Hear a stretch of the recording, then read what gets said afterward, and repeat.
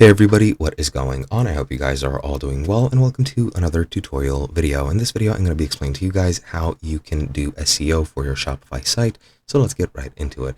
Now, SEO is search engine optimization. It's going to change some metadata in your site, as well as some other markers, which is going to help your site appear higher in the search results on the Google or any other search engine.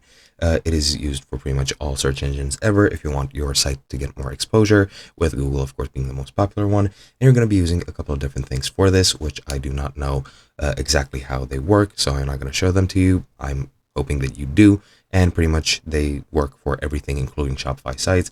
That is the Google Analytics, Bing search engine optimization. I'm not exactly sure what that is called. And then you have the Google Analytics as well as the Google Storefront. Let me just check what they're called. Yeah, you can use the Bing Webmaster Tools. You can build a sitemap, which I also don't know how to do, but you can use plugins on Shopify to do so, and Google Analytics, as well as the Google Search Console. Now, you can go over, and if you have a Google account, you can use Google Analytics and the Search Console freely.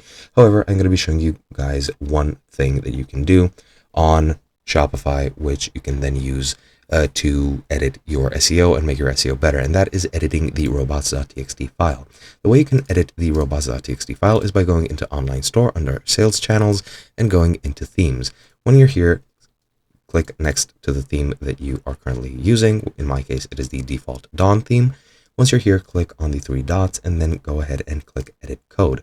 This will open up the code editing space, or the code editor on Shopify, which you can then use to edit your site data, which is pretty much entirely backend with some front-end implementation here as well. But yeah, under templates, you're going to click Add New Template, and you're going to select a template type. You're going to select robots.txt, click Done, and that's going to create a new robots.txt.liquid.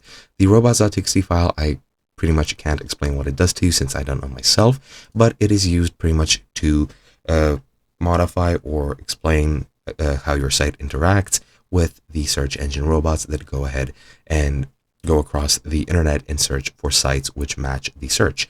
You can then go ahead and edit the rules over here to edit the file and pretty much place your site higher. And yeah, that is pretty much it. Other than this, as I mentioned, use the Google Search Console, Google Analytics, and the Bing Webmaster Service, and then you can pretty much set up your SEO for your site very easily.